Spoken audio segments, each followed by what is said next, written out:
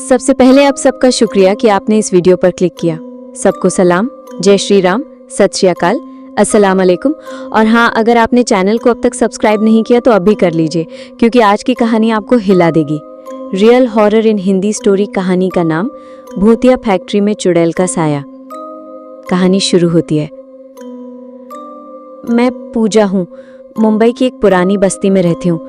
मेरा छोटा सा परिवार है, मम्मी, पापा और एक छोटा भाई। मैं जिस फैक्ट्री में काम करती हूँ वो बहुत पुरानी है, शायद आज़ादी से पहले की बनी हुई।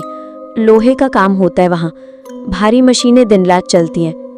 लेकिन एक अजीब बात है, उस फैक्ट्री के ठीक पीछे एक रेलवे ट्रैक है और वहाँ की दीवार से हर रात अजीब सी आवाज़ें आती हैं, जैसे कोई औरत रो रही हो या हंस रही हो, पता नहीं। शुरुआत में लगा कोई मजाक कर रहा है, लेकिन एक रात मैं ओवरटाइम करके निकली थी। पूरी फैक्ट्री खाली हो चुकी थी, सिर्फ मैं थी और गार्ड।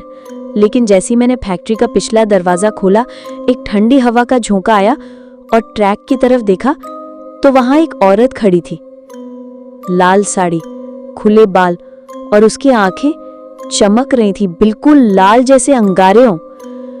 मैं डर के मारे वहीं रुक गई, आवाज़ तक नहीं निकल रही थी।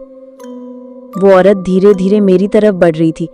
हर कदम के साथ उसके पैर की उंगलियां उल्टी दिशा में घूमती जा रही थी और जैसे ही वो पास आई, उसने सिर झुका के कहा, मेरे बदले का वक्त आ गया है। और फिर एक जोर की सीटी, ट्रेन की।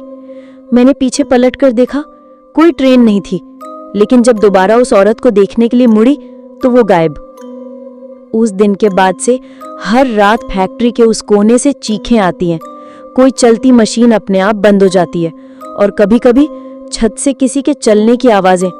गार्ड तो डर के मारे नौकरी छोड़ गया और मुझे भी अब रोज बुरे सपने आते हैं। फैक्ट्री में एक पुराना वर्कर मिला था। उसने बताया, आज से 20 साल पहले एक औरत को इसी फैक्ट्री के पीछे ट्रेन ने कुचल दिया था। वो यहाँ काम करती थी।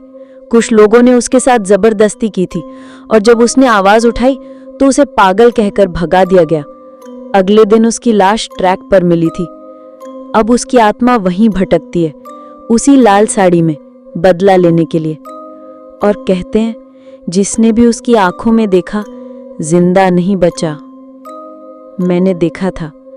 अब हर रात लगता है वो मेरे पीछे है। कभी मेरे कमरे की खिड़की पर दस्तक, कभी बाथरूम के शीशे में अक्स, और एक बार तो मेरे कान के पास किसी ने फुसफुसा के कहा, अब तेरी बारी है। अगर आपको ये कहानी डरावनी लगी हो तो लाइक जरूर कीजिए और सब्सक्राइब कर लीजिए। अगली बार जब आप ट्रेन की पटरी के पास से गुजरे तो पीछे जरूर देख लेना, शायद कोई लाल साड़ी में तुम्हें देख रही हो।